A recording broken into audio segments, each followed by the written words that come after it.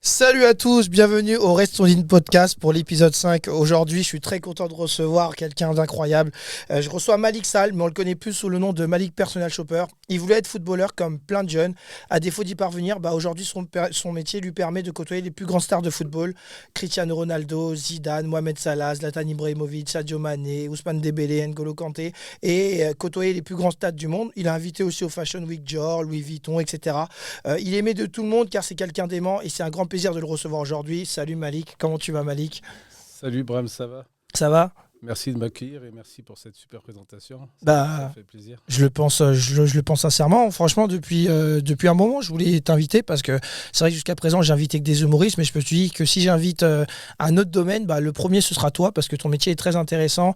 Et même si quand on te voit sur les réseaux, on a l'air de dire putain, il kiffe sa vie, mais en fait, c'est un métier très difficile. Et j'aimerais aujourd'hui que tu nous racontes un peu ce que c'est parce que tu es personal shopper. Est-ce que tu peux nous expliquer ce que c'est un personal shopper?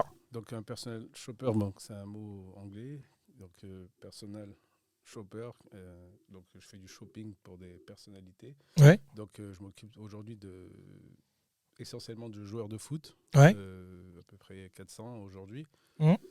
J'ai commencé en 2011 et en fait, à la base, c'était pas du tout mon métier. Et c'est vrai que c'est un métier où sur les réseaux sociaux, on va voir le côté paillettes où je suis avec les plus grandes stars du foot, etc. Mais c'est un métier vraiment difficile. Si on voit tout ce qui se passe derrière,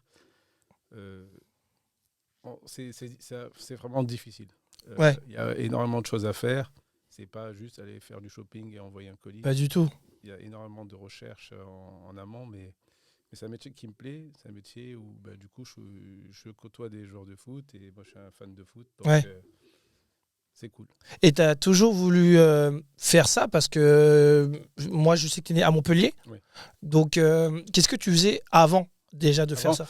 Avant de rentrer dans le personal shopping, j'étais dans l'administration. Okay. Je classais des dossiers dans les bureaux. C'était un métier alimentaire. C'était pas du tout ma passion. Je faisais ça... pour payer mon loyer. Oui, voilà, un travail sédentaire en fait. Exactement, et du coup, j'ai Benoît Souekoto, l'ancien joueur de Tottenham, qui m'a demandé un jour de lui trouver une paire de Jordan. Ouais. Et, comme j'aimerais rendre service, je lui ai trouvé la paire. Une fois, il m'a demandé une autre fois, un autre service. Il t'a demandé ça comme ça en fait? Ouais, parce qu'en fait, j'étais allé voir un match à Tottenham, grâce à un ami qui s'appelle Fouad, qui est un ami d'enfance de Benoît Souekoto, et on a bien sympathisé. À la fin, on a échangé nos numéros. Il m'a dit, t'habites à Paris? Je lui ai dit, ouais, quand je passe à Paris, on se voit. Donc, on a commencé à se voir 2-3 fois sur Paris. Ensuite, il m'a demandé, tiens, il y a une paire Jordan que je cherche, elle n'est pas disponible à Londres, elle est disponible à Paris, tu peux me la trouver? J'ai cherché partout, je l'ai trouvée. En l'occurrence, c'était à Opium. Et une fois, 2 fois, 3 fois, il m'a demandé plusieurs fois des services. Et ensuite, je me suis dit, c'est pas mal de rendre service à un pote, joueur de foot. Mais moi, je connais quelques joueurs de foot à Montpellier. À l'époque, j'habitais à Montpellier en 2011-2012, la saison où Montpellier est champion de France.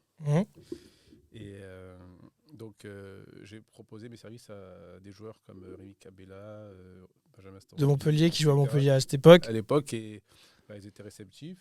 Et j'ai commencé par joueur Montpellier. Ensuite, à Toulouse, j'avais mon cousin Cheikh Mbengue qui joue à Toulouse. Je lui ai proposé mes services. Il en a parlé à d'autres joueurs comme Capou, Moussa Sissoko, etc. J'ai commencé à développer ce service auprès de plusieurs joueurs de foot. Dans toute la France, on est passé de 4-5 joueurs à aujourd'hui 400 joueurs. Ah, tu as 400 joueurs aujourd'hui? Oui, à peu près entre 400 et 500 clients joueurs de foot pour lesquels je bosse. Après, ils ne passent pas que par ma conciergerie, ils passent par d'autres conciergeries, mais ouais, je m'occupe de 400-500 joueurs aujourd'hui. Mais du coup, tu peux nous expliquer à quoi ressemble une journée de personal shopper chez Malik? C'est très très long. C'est une journée qui commence à 7-8 heures. Donc, ça commence par tout ce qui est administratif, le côté pas très cool, la compta. Ok. Comme beaucoup de sociétés, je travaille avec ma femme, on est deux. Oui, et Sabah. Sabah, ouais. Qui ne travaillait pas du tout dans la conciergerie à l'époque, elle était dans la banque, elle. Elle était dans la banque, ok, comme moi. Ah oui, bien joué Sabah, bien joué. Ouais. Donc elle était à la banque avant. Donc en fait, on fait tout ce qui est administratif le matin, on prépare les commandes, on prépare les photos.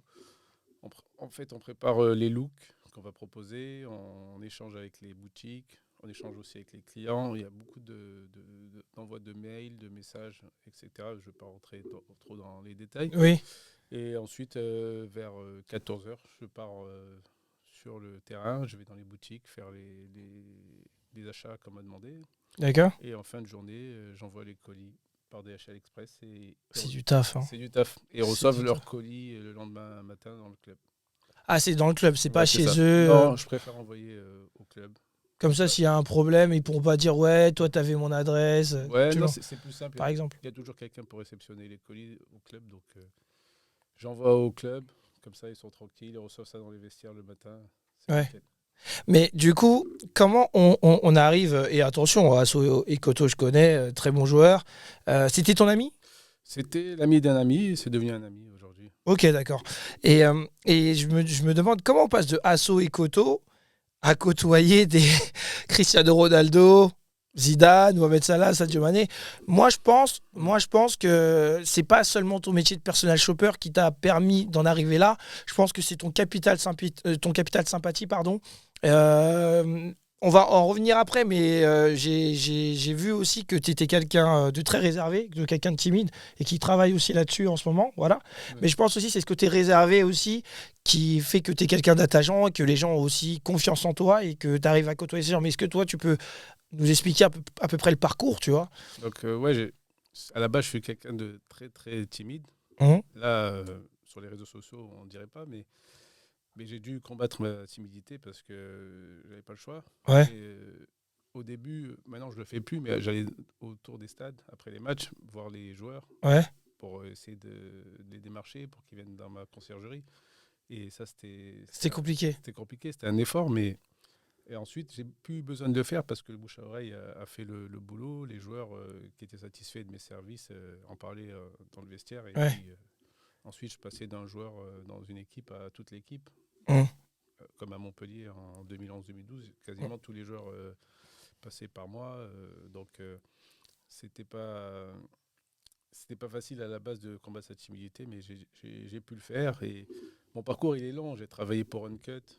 À l'époque, j'ai proposé à l'agent de Booba de distribuer la marque à tous les joueurs de foot parce que les joueurs de foot étaient fans de Booba. Et du coup, c'est comme ça que je me suis fait un portefeuille des clients. Les joueurs de foot m'appelaient ensuite pour me dire Malik, j'ai eu ton numéro de la part de tel joueur. Moi aussi, je veux du Uncut. Donc, c'est agrandi. Je n'étais pas payé, mais au moins, je gagnais beaucoup de clients. Ensuite, j'ai travaillé pour le Marrakech du Rire pendant 7 ou 8 éditions. Ah ok, tu faisais quoi là-bas ? On invitait les joueurs avec un agent qui s'appelle Amin Chic, que je salue. Et on invitait les joueurs, on s'occupait d'eux sur place. Donc ça m'a permis d'avoir un plus gros réseau de joueurs de foot. Ensuite, j'ai fait pas mal de choses. Aujourd'hui, j'ai créé mon festival qui s'appelle Mosaïque 75 avec 3 associés. Je compte en parler plus tard. Mais oui, tu peux déjà nous dire déjà un peu. On en parlera plus tard. Donc, c'est l'expérience que j'ai pu avoir dans ma vie qui m'a permis de lancer ça avec mes associés que je salue, Nordine, Mohamed et Ismaïl. Ouais, on leur fait un coucou. Voilà. Et voilà, en gros, mon parcours, il était lent, il était difficile. Quand j'étais dans l'administration, je travaillais en même temps. En tant que personnel shopper aussi. Je partais du bureau. Avant d'aller au bureau, j'allais faire les courses. Ensuite, pendant le bureau, je recevais plein de commandes. Entre midi et 2, j'allais faire les boutiques. Dans Paris, je revenais. Mes collègues n'étaient pas au courant de ce que je faisais. J'avais 2 métiers en même temps. Et à un moment donné, il fallait faire un choix, fermer l'entreprise et créer une vraie entreprise et arrêter mon taf. Du coup, heureusement que ma femme était là, elle avait son salaire de banquière. Ouais. De la banque. Elle n'était pas à la banque exactement, elle travaillait au siège. Ok. Et du coup, on a pu avoir un seul salaire. D'accord. Et continuer. Et j'ai développé ma société là quand j'ai arrêté d'être fonctionnaire. D'accord. Et ça a tout de suite bien marché dès que j'ai arrêté mon ancien taf.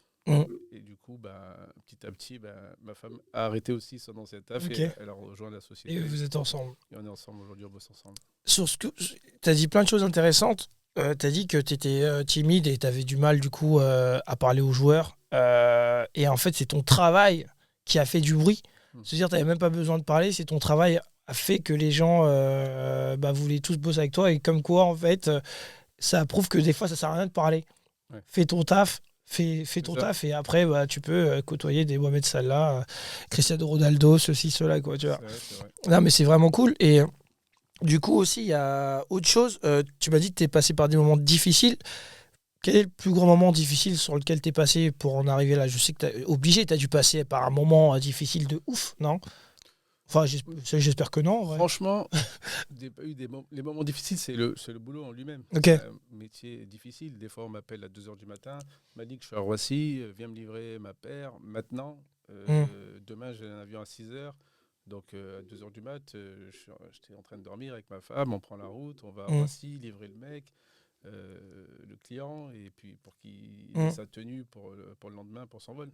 Okay. Il y a plein de choses comme ça, c'est pas des moments vraiment difficiles, c'est le travail en lui-même qui est pas facile. Qui est difficile, ouais. On dort pas beaucoup. Mais t'as jamais eu de moment où genre il se passe rien, quoi. T'as toujours eu ce truc dans la lignée, voilà. Non, c'est pas un long fleuve tranquille, il y a eu des hauts et des bas, mais dans le fond, ça se passe bien, ça se passe très bien, ça évolue bien. Là aujourd'hui, ça marche bien, mais moins bien. Aujourd'hui, ce travail de personal shopping, parce qu'il y a de plus en plus de concurrence. Quand on a commencé, il y avait 2-3 conciergeries. Et aujourd'hui, il y a 50 personal shoppers. Je ne sais pas si vous voyez sur les réseaux sociaux, il y a beaucoup de concurrence. Mais ça marche encore bien. J'ai beaucoup de clients, ils sont encore là. Le bouche à oreille fait toujours son travail. Donc, on est content. T'en as 400, donc forcément, ça va. Ça va, mais après, comme je dis, ils ne passent pas... exclusivement dans ma conciergerie. Oui, mais en tout cas, s'ils ont la possibilité de passer par toi, ils vont pas hésiter une seule seconde. Et ça, c'est bien. Parce que forcément, oui, des fois, il y a plein de sapes, il y a des trucs que peut-être tu peux pas avoir. Bien sûr, ça peut arriver. Non, mais je comprends. Et je me suis demandé, tu as des frères et sœurs ? Ouais. Combien ? On est 7 frères et sœurs. Ouais. 7 frères et sœurs. Ouais. Combien de frères, combien de sœurs ? 5 garçons et 2 filles. Et tu te places où, toi ? Moi, je suis le premier garçon, le plus grand. Ah, t'es le plus grand ? Ok. Garçons, ouais. J'ai une grande sœur et 4 petits frères et une petite sœur. Ok, et ils habitent tous à Montpellier aussi ou ? Un peu partout. Un au Canada. Ok. Un qui est agent de joueur qui est à Lyon. Ok. Ma sœur à Paris et les petits à Montpellier. Ça va, ils sont contents de ce que tu fais et tout, ça va ? Ouais, ils te soutiennent, ils t'ont soutenu dès le début et tout. Depuis le début, ouais. Ah, c'est cool ça. Si je comprends bien aussi, tu travailles avec ta femme. Oui. Comment ça se passe le travail avec ta femme qui s'appelle Sabah ? Voilà, ouais. Sabah, C-A-S-A-B-A-H. Ouais, voilà. Et comment ça se passe ? Bizarrement, ça se passe très bien. En tout cas, c'est vraiment ce qu'on voit sur les réseaux.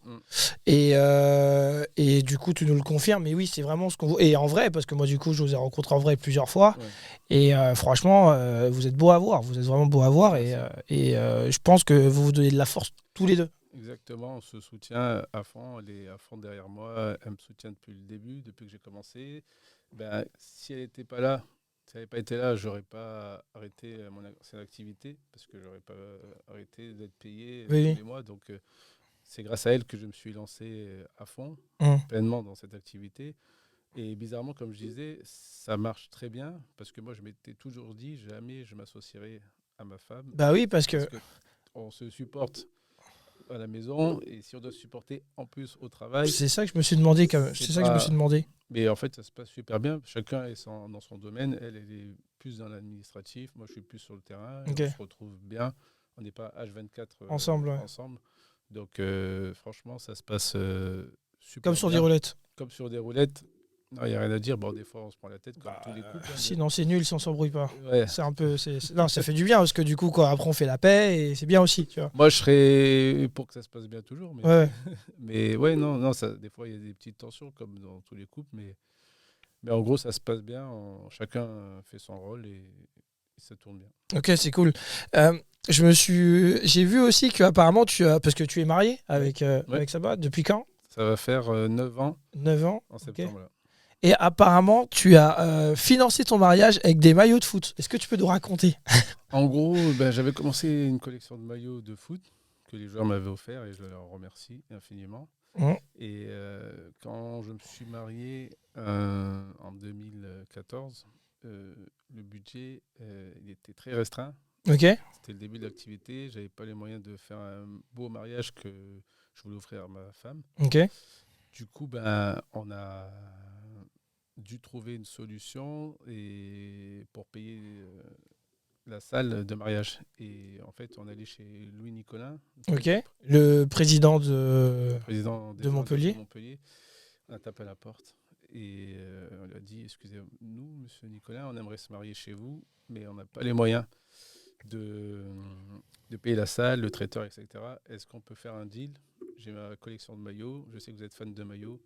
Est-ce qu'on peut s'entendre pour... Il m'a dit oui tout de suite. Il m'a dit, je fais ça pour t'aider, plus que pour les maillots. J'en ai énormément. Il a la plus grande collection de maillots du monde. Il a quand même pris les maillots, mais il a fait ça pour nous aider. C'était un très, très grand monsieur avec un grand cœur. Et donc, on s'est mariés chez Nicolas. C'est une belle histoire. Franchement, c'est une très belle histoire. Parce que moi, je suis un grand fan de Montpellier-Hérault depuis que je suis petit. Et donc, c'était un très bon symbole de se marier là-bas, dans son domaine, à Montpellier. Et du coup, donc j'ai donné ma première collection de maillots à Nicolas pour me marier chez lui. Il a dit allez banco. Et ensuite, j'ai recommencé la collection 2 ans plus tard et j'ai une bonne collection là. Ah ouais, c'est vrai là? Maintenant, ils ne bougent plus. Ils sont bien rangés dans un coffre. Ils sont bien rangés dans un coffre. Voilà, non. À la banque. À la banque, ouais, franchement, c'est mieux. C'est mieux, c'est mieux. Après, j'aimerais te poser une question aussi qui est un peu à côté du métier de personal shopper. Oui. Mais c'est vrai que ton couple avec Saba me touche beaucoup parce qu'on trouve que vous donnez beaucoup de force et j'ai l'impression que l'un sans l'autre, vous ne pouvez pas avancer, en tout cas comme il faudrait. Et j'aimerais bien savoir aussi comment vous êtes rencontrés. Ouais, j'aimerais bien savoir comment vous êtes rencontrés. Est-ce que ça, tu veux en parler ou pas, en vrai? Ou c'est un peu intime un peu? C'est un peu intime. Ok, d'accord. Ok, c'est un peu intime, mais... Okay. Non. Alors, j'aimerais qu'on parle un peu, du coup, de Mosaïque. Oui. Parce que tu as monté Mosaïque, je crois, il y a 2-3 ans. En 2020. Voilà. En 2020, ouais, c'est ça. Il y a 3 ans, c'était la première édition. En plein Covid, en fait, avec mes associés, Nordine, Mohamed, Sma, et à l'époque Oussama, on s'est dit qu'il n'y avait pas de festival comme le Quai 54 sur le foot. Ok. Et moi, quand je suis arrivé à Paris, j'ai vu le Quai 54, j'ai trouvé ça énorme, magnifique. Okay. Je me suis dit, c'est dommage, on n'a pas un festival comme ça sur le foot, autour du foot. Et on s'est dit un jour qu'on allait créer ça. Et on en parlait déjà depuis 2018-2019. Ouais. En 2020, on s'est lancé. Sauf que c'était en plein Covid. Ah oui, d'accord, ok. Et la première édition, c'était au cirque. Non, la première édition, pardon, c'était au Parc des Princes. Donc la première édition, c'était au Parc des Princes. La première édition, c'était au Parc des Princes, mais sans public. Ok. On a réuni plus de 70 personnalités autour du foot, du stand-up et de la musique. D'accord. Il y avait plein de personnalités. Il y avait Dadju, Franglish, Nordine Ganzo, Redouane Bougueraba, entre autres, qui sont venus, Bob Sinclair, etc., se réunir. Ça a fait grave le buzz sur les réseaux sociaux parce que pendant ce moment-là, il n'y avait personne. 2 jours après, on a été reconfinés. Ok. On a eu la chance que l'événement ait lieu avant. Juste avant le reconfinement du mois de septembre. Et ça a grave fait le buzz sur les réseaux sociaux. Et du coup, on s'est dit qu'on allait faire une deuxième édition parce que ça avait bien marché. La deuxième édition, on l'a fait en 2021, en novembre, au Cirque d'hiver. Et là, pour la première fois avec du public, on a réuni 1200 spectateurs. Et ça a cartonné. Ouais, j'y étais. Ça a cartonné, donc on était très contents. Et du coup, on a pu attirer Amazon Prime. Oui, pour le 8 juillet, c'était le 8 juillet. C'est ça, et du coup, cette année, on a refait une 3e édition. Et cette fois-ci, ça a été la partie stand-up a été captée par Amazon Prime. Ouais. Et sera diffusée en fin d'année sur leur chaîne. Mais uniquement la partie stand-up, donc ça s'appellera Champions Rire. Ah, voilà. C'est cool, ça, c'est un beau titre. Hein. Exactement. Et du coup, c'est du stand-up, tout ça autour de Redouane Bougueraba. Il y aura 10 humoristes, dont Nordine Ganzo, Paul de Saint-Cernin, Hakim Gemili, Ilyes Diadjel, Dimo, etc. Il y a 10 humoristes qui passent... sur Amazon Prime en fin d'année. Exactement. Mais du coup, c'est quoi parce que là, du coup, vous avez fait déjà des grandes choses. Là, c'est la 3e. Vous avez fait le cirque d'hiver. Vous avez fait le Parc des Princes. Peut-être plus tard, vous voulez faire le Parc des Princes du coup avec un public, je sais pas. Mais quelles sont du coup maintenant quelle est la prochaine étape Je pense qu'on va aller dans une nouvelle salle. Ok. Je sais pas où encore. On est en train d'en discuter là. Ok. Mais oui. On a déjà prévu de faire une 4e édition. Amazon Prime nous a demandé que la première édition captée sera au cirque d'hiver. Donc on est resté sur le cirque d'hiver, mais à la base on voulait changer de salle chaque année. D'accord, ok. Donc on voulait changer de lieu chaque année et du coup on est resté sur le cirque d'hiver, mais cette année il faisait super chaud. Ah oui, bah oui. Je m'en excuse encore. Cirque d'hiver. Non, mais ton cas, c'était vraiment bien. Ouais. Moi, j'ai vraiment kiffé. Ouais. Ah, franchement, j'ai vraiment kiffé. Même, j'avais ma veste. J'avais pas si chaud que ça. Peut-être l'événement me faisait oublier le truc. Et d'ailleurs, merci pour la veste aussi. Voilà, avec plaisir. Une belle surprise. Merci beaucoup. J'ai hâte de la mettre. Et je vous souhaite plein de bonnes choses pour Mosaïque pour les prochaines années. En tout cas, moi, je serai toujours là, que ce soit en tant que spectateur ou autre. En tout cas, je serai toujours là si tu as besoin. Merci. Et j'aimerais aussi qu'on revienne un peu au métier de personal shopper. Yes.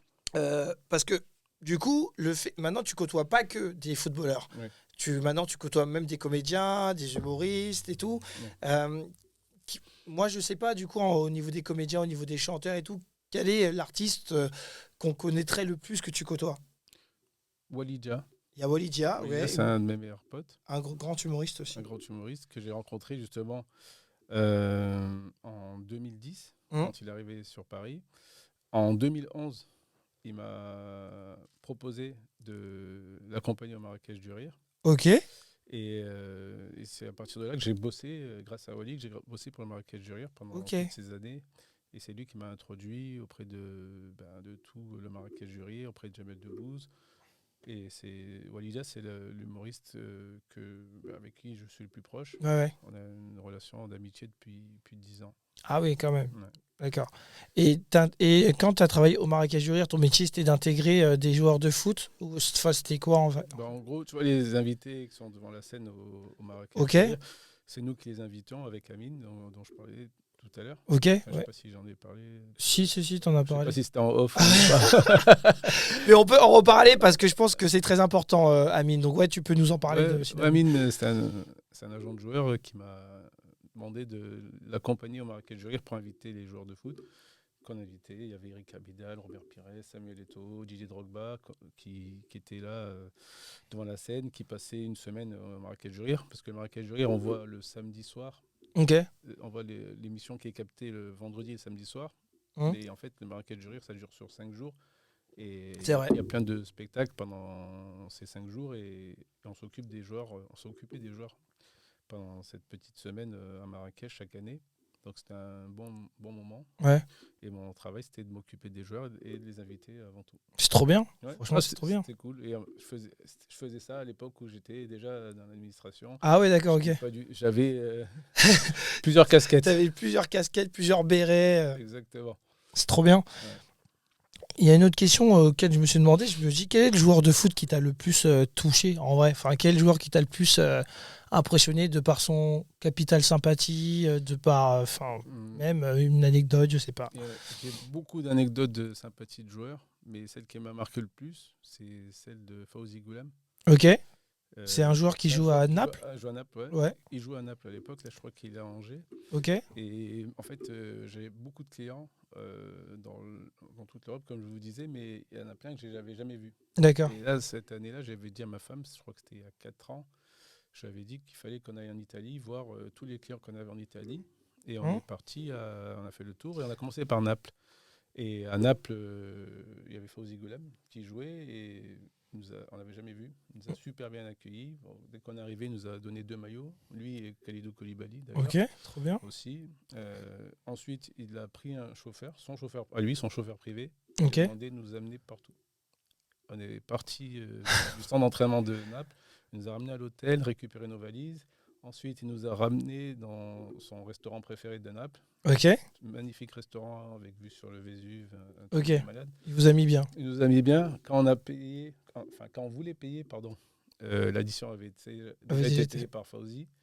Ensuite, on était super gênés et son chauffeur nous a ramenés à la gare parce qu'on devait continuer notre parcours sur Bologne et il avait pris nos billets de train. Ok, d'accord. Donc c'était des vacances incroyables. On était allé pour le boulot et au final on s'est fait régaler par Fawzi. C'est pas du tout notre Oui, je sais. Ouais. On essaye, à part des maillots. Oui, à la base c'était que pour des maillots, voilà. Ah, même pas. Mais à part des maillots, je demande rien aux joueurs. Ok, ouais. J'aime pas leur demander. Je suis pas. T'es pas comme ça. Ils sont très sollicités les joueurs de foot. Donc à part un maillot une fois, je leur demande rien. Et là, de me faire offrir tout ça, c'était très gênant, mais très touchant. Très touchant. Donc, Fawzi, si tu m'écoutes, je te remercie encore. Et on te remercie parce que du coup, on va partir à Naples aussi bientôt. Donc, ah oui non, c'est pas vrai. On compte sur toi pour nous inviter au resto. Comment t'as rencontré, parce que t'as rencontré Cristiano Ronaldo, Zidane. Ça, c'est des choses qu'il faudrait nous raconter. Comment tu les as rencontrés? Pas de souci. Donc, je commence par Cristiano Ronaldo. En fait, j'étais à Manchester. J'avais rendez-vous avec Lucas Digne, qui est un ami, plus qu'un client. Et on a mangé au resto à Manchester, dans un restaurant italien. Et Cristiano Lucas jouait à Everton, donc dans la ville de Liverpool. Et Cristiano, lui, joue à Manchester United. Et ce jour-là, en fait, on parlait avec Lucas et je lui ai demandé s'il avait déjà croisé Cristiano. Il m'a dit non, jamais. Depuis qu'il est arrivé, on ne l'a jamais vu. Je dis ok, très bien. Et du coup, pendant le repas, soudain, on voit passer toute l'équipe de Manchester United devant nous. Ah ouais. Ils passent tous et ils montent à l'étage manger. Ils avaient privatisé l'étage de ce restaurant italien. Et du coup, j'étais impatient de faire une photo avec lui. Mais bon, comme ils étaient en haut avec toute l'équipe, je ne voulais pas les déranger. Et à la fin du resto, ils sont tous redescendus. Cristiano était tout seul encore en haut en train de faire des photos avec les serveurs du resto. Et le restaurant était entouré de paparazzi à l'anglaise avec les gros objectifs. Et on a fait une photo avec Cristiano qui était super sympa. Et c'était un bon moment. On a discuté avec lui 2 minutes. Et tu t'es senti comment, toi, quand est-ce que toi, tu es le mec... parce que du coup, comme tu côtoies tous les footballeurs, en vrai, est-ce que ça t'a fait vraiment un truc que quelqu'un d'autre aurait pu... C'est vrai que j'ai l'habitude de voir des joueurs de foot aujourd'hui, mais rencontrer des légendes comme Cristiano Ronaldo, ça fait toujours quelque chose. Quand j'ai rencontré Messi il y a un mois aussi. Ah ouais, t'as rencontré Messi aussi? Ouais, ça fait quelque chose. Ça fait quand même quelque chose. Tu l'as rencontré à Paris, du coup? À Paris, ouais, dans un restaurant. Le restaurant de Marco Verratti. Ah, il a un restaurant, Marco Verratti? Ouais, dans le 8e, un restaurant italien très très bon. Ça va, il se met bien, lui. Hein. Ouais. Il s'implante à Paris. C'est un vrai Parisien, Marco. Il parle comme nous. Ah ouais? Ah, mais il est marié avec une Française, je crois, non? Qui vient de Montpellier aussi. Ah, ok. Tu la connais? Non, je la connais. Ok, d'accord. Okay. Et Zidane, du coup, tu l'as rencontré comment? Zidane, c'est un grand moment. En fait, grâce à Mehdi Zidane, son neveu, qui nous a beaucoup aidé d'ailleurs pour Mosaïque. Ouais, toute la famille est venue. C'était incroyable. Et du coup, Zidane, il n'y a pas longtemps, il a organisé au Z5 les 25 ans à Marseille, à Aix exactement, les 25 ans de France 98, où il avait réuni Didier Deschamps, Christophe Dugarry, entre autres. D'accord. Et du coup, Mehdi m'a obtenu une invitation. Je suis venu, j'ai passé la journée avec eux. Et c'était incroyable. Parce que quand je suis arrivé, j'ai vu Zizou. Je me suis jeté sur lui. J'ai fait une photo avec lui et j'étais trop content. Toi qui es timide et réservé, Ah, mais là, il n'y a pas de Zizou. Et pourtant, lui, il est timide et réservé aussi, tu vois. Mais c'est marrant. Non, mais là, il n'était pas timide. Il était super. En fait, moi, je me suis jeté sur lui. J'ai fait une photo avec lui. Dès que je suis arrivé, en fait, je suis rentré à midi 10, j'ai vu Zizou. Ok, d'accord. Okay. Donc c'était mon objectif de la journée, de parler, de faire une photo avec lui. Et au final, je me suis rendu compte que toute la journée, il était là, avec nous. Il est resté toute la journée avec nous. Donc du coup, la photo où je me suis jeté Tu pensais, ouais, là en fait, t'avais tout le temps. En fait, de midi à minuit, on était avec Zizou. Ah ouais. Au Z5. Il était très accessible, très sympa, très souriant. C'était un super moment. C'était un moment incroyable. Il y a 25 ans, je regardais la Coupe du Monde chez moi, dans mon quartier, chez mes parents, comme ça, en rêvant. Et là, tu parles avec lui. Et là, j'ai passé la journée avec lui. C'était un rêve. Mais c'est ouf. Je me pose la question, est-ce que tu sais d'où te vient cette timidité, le fait que tu sois réservé ? Est-ce que tu l'as toujours été ? Est-ce que... J'ai toujours été, mais là, je suis beaucoup moins. Oui. Si j'étais encore timide comme avant, je ne pourrais pas faire ce métier. Tu ne pourrais pas faire ce podcast. Déjà, pour commencer. Et en plus, je ne pourrais pas faire ce métier parce qu'il faut aller... Moi, il faut le contact des gens. Ma femme, elle n'ose pas faire des choses... Elle n'est pas timide, mais elle n'ose pas faire des choses que moi, je fais, où je vais voir les gens, je vais leur parler. Si j'ai réuni toutes ces personnalités à Mosaïque, c'est parce que, justement, je suis allé vers elles, je leur ai parlé et c'est comme ça que j'ai pu avoir tout ce réseau que j'ai aujourd'hui. D'accord. Mais il faut aller, il faut combattre sa timidité parce que ça ne sert à rien d'être timide. Bah non. Ça dessert dans la vie d'être timide. Donc je sais que c'est pas facile, mais je combats ma timidité. Bon, en tout cas, moi je l'ai jamais ressenti. En tout cas, moi tout ce que j'ai toujours vu, c'est un mec super gentil, tranquille, qui en fait pas trop, mais j'ai jamais senti cette timidité. Mais c'est vrai que quand j'ai vu ça un peu sur les réseaux, parce que du coup t'en parlais, je me suis dit ok d'accord à ce point et tout, tu vois. Mais ça va, là t'es bien là, ça va. Je suis à l'aise. C'est cool. Bah en tout cas, ouais, ça fait vraiment plaisir de te recevoir. Et juste une question, Saba, être complète en quoi dans ce travail ? Parce que du coup, tu m'as dit elle est dans l'administratif ? Ouais, en fait, déjà celle qui envoie tous les mails. Ok, merci.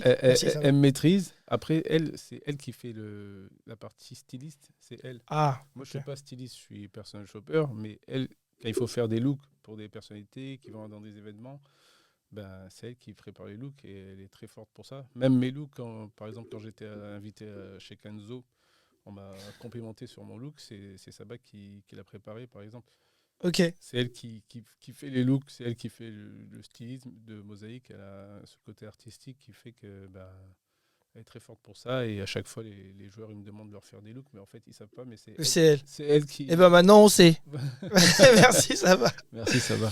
Mais ok, donc du coup, en plus, c'était ça ma prochaine question. Je me suis dit, comment on en arrive d'être personnage shopper des footballeurs et après être invité au défilé Dior, Kenzo, et du coup, c'est Saba un peu. C'est aussi, en fait, c'est les contacts. Que je sois tous les jours dans les boutiques, que je sois un gros client pour toutes ces maisons de luxe. Et du coup, à force, je suis connu de toutes les maisons à Paris. Donc, tu es invité dans tous les défilés. Tous les événements, parce qu'en fait, moi, je représente tous mes clients. Ouais. Et du coup, je suis un peu la vitrine. Ah, bah oui, oui, forcément. Du coup, c'est pour ça que je suis invité à la Fashion Week chez Dior, Givenchy, Balmain, etc., Kenzo cette année. Magnifique. Donc, à la base, en vérité, je ne suis pas un fan de mode. Ouais. Ça m'est tombé dessus. T'es tombé dedans. Je suis tombé dedans, mais c'est toujours un plaisir maintenant, du coup, d'être invité dans ces événements. Bah oui.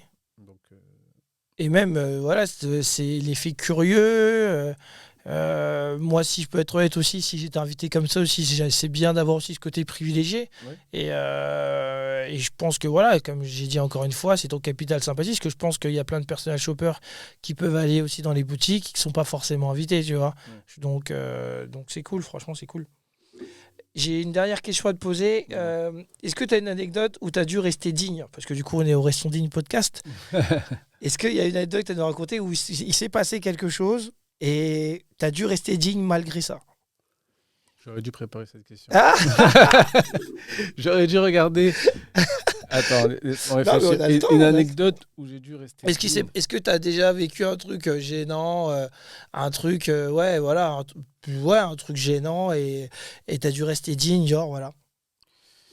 Laisse-moi réfléchir. J'ai tellement d'anecdotes dans le foot, mais des anecdotes où j'ai dû rester digne. J'ai jamais dû rester digne. Je suis quelqu'un de digne, tous.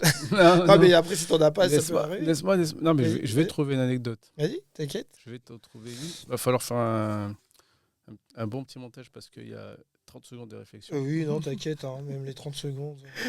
Attends, on peut faire style, on met la musique, on danse. You're break my soul. You're break my soul. Une anecdote où j'ai dû rester digne. Elle est même pas forcément dans ce domaine. Attends. Une anecdote où j'aurais dû rester digne, mais je ne suis pas resté digne. Ah, ok. Je peux la raconter ça oui, bien sûr. À l'époque, je travaillais à Roissy et je tombe sur Maradona. Ok. Maradona, c'est ma première légende de foot. Ouais. Donc, je tombe sur Maradona. J'étais comme un fou. Je vois Maradona. Maradona, c'est plus que Messi. Maradona, c'est un personnage. C'est incroyable. Et du coup, je tombe sur Maradona, je le vois et je lui demande de faire une photo. Et il me dit oui, juste après le contrôle de la police. Donc, j'attends qu'il se fasse contrôler. Juste après, il passe le contrôle des bagages, des produits liquides. Mais le mec qui prend l'avion tous les jours, il oublie qu'il ne doit pas prendre de produits liquides de plus de 100 millilitres. Du coup, ils lui prennent son parfum, tous ses produits de beauté. Ouais. Et il est vénère de ouf. Il est énervé, il est là, il boude, il se met comme ça. Et je lui demande juste après, est-ce que je peux faire une photo ? Ok. Je ne suis pas resté digne. Et là, il me dit, comme ça, comme un bébé, non. Oh là là. Il était énervé, il était pas bien. Et là, je vois Maradona, je dis, je peux pas faire une photo avec lui. Je m'assois à côté de lui et je prends une photo en scred comme ça. Il me met sa main, il me pousse, il me dit, non. Et voilà, vous ne verrez jamais cette photo. Ok, donc là, la timidité, tu l'as vraiment mis de côté. J'ai mis de côté. T'as dit, allez, j'ai tout mis de côté. La timidité, la dignité, tout. Ok. Maradona. En tout cas, tout ce que je peux dire, même si tu n'as pas été digne sur ce moment-là, tout ce que je peux dire, c'est que tu es vraiment quelqu'un de bien, tu es quelqu'un, comme je l'ai dit, c'est vrai que ça fait très Walt Disney, mais tu es quelqu'un qu'on a envie d'aimer, tu es quelqu'un de vraiment cool et il n'y a pas de vice chez toi. Et moi, j'ai envie que les gens sachent à quel point tu es quelqu'un de bien, parce qu'il y a une petite anecdote où Nordine Ganzo, qui est ton ami, qui est devenu ton ami depuis ce jour-là. En fait, il était en galère de ouf. Il a fait une story, parce que lui, il aime bien raconter sa vie. Donc, il a fait une story où dire qu'il a oublié ses clés et qu'il va dormir dehors. Et toi, tu l'as appelé, tu as vu sa story et tu lui as dit, ouais, t'es tout seul, viens chez moi. Et tu l'as accueilli. Maintenant, tu vas nous raconter Je vais raconter la vraie version. La vraie version. C'est vrai, j'aurais pu le faire, mais en vérité, c'est pas moi exactement. Ok. En fait, Nordine Ganzo, il racontait toute sa soirée. Moi, à ce moment-là, j'ai dormi. Ma femme était au salon sur son téléphone portable et elle voyait toutes les stories de Nordine tout au long de sa soirée. Et elle likait, elle commentait toutes ses stories. Ok. Et la dernière... Tu le connaissais déjà, Nordine ? Nordine, on l'avait rencontré à Lille, à l'événement Makala de Mabouba. Ok. On avait bien sympathisé et on était déjà potes. Ok. Et là, à ce moment-là, ma femme qui commentait toutes ses stories une après les autres, à la dernière story, c'est... Mince, je me retrouve devant chez ma tante et j'ai pas mes clés. Je suis coincé, je vais dormir devant la porte. Ouais. Et elle s'est dit, je peux pas commenter toutes ces stories. Et la dernière où il me dit, je suis en galère, pas répondre. Du coup, ce qu'elle fait, c'est merde, t'es dans la merde. T'es où ? Il lui répond, je suis dans le 11e. Nous, on habitait dans le 11e. Elle lui a dit, je vais appeler Malik, je vais lui demander, mais tu vas venir dormir à la maison, tu vas pas rester en galère. Du coup, elle m'a réveillé, 2h du mat. Elle me dit, 2h du mat. 2h du mat. Elle me dit, bébé, Nordine Ganzo. J'ai dit, oui, c'est qui ça ? J'étais en train de dormir. C'est qui celui-là ? Attends. Nordine Ganzo, il est en galère devant chez lui, il a perdu ses clés. Est-ce qu'il peut dormir là sur le canapé ? Je lui dis, mais qu'est-ce qu'il me raconte ? Je lui dis, et là, donc je me réveille et je lui dis, ouais, il est en galère, on va pas laisser dehors. On est au courant qu'il est en galère, on va pas laisser dehors. C'est ça. 2h30 du mat, il débarque et il dort sur le canapé. Ok, et ça l'a touché, il vous a plus lâché. C'est ça, et c'est une belle histoire. Ouais, en plus c'est vraiment un bon gars, lui. C'est vraiment un très bon gars. Un très bon gars. Moi aussi, il m'a déjà fait un truc comme ça. C'était dans les débuts, en plus, on se connaissait, il m'a invité à un événement. Ouais. Et après, je sais pas, il me dit, ouais, j'ai pas les clés. Mais pareil, une histoire avec sa tante. Il m'a dit, ouais, j'ai pas les clés. Il me dit, non, mais tranquille, je vais aller en boîte, après, je prends le train. Je suis à côté, bah oui. Je peux lui dire ça. Je dis, vas-y, viens dormir à la maison. Il a dormi à la maison. Et voilà, maintenant, c'est le frérot, c'est le sang, ça bouge pas. Bien sûr. Un très bon mec. De ouf. Bon, en tout cas, Malik, moi, je te souhaite plein de bonnes choses pour la suite. Merci Brahms, merci pour ton podcast, c'est très très lourd et je t'avoue que j'ai pas encore regardé les autres, je vais regarder tout de suite en rentrant. Bah, j'espère que tu regarderas le tien quand ça sortira en tout cas. Et moi j'ai vraiment kiffé ce moment, j'ai vraiment appris un peu plus à te connaître et je connais un peu plus le travail de personal shopper et aussi le lien que vous avez toi et Saba dans ce milieu-là et vous complétez beaucoup. Ouais. Et je vous souhaite plein de bonnes choses à vous aussi. Et on se dit à très bientôt. Voilà. Merci, c'était Restons Digne Podcast, épisode 5 avec Malik Personal Shopper. Merci.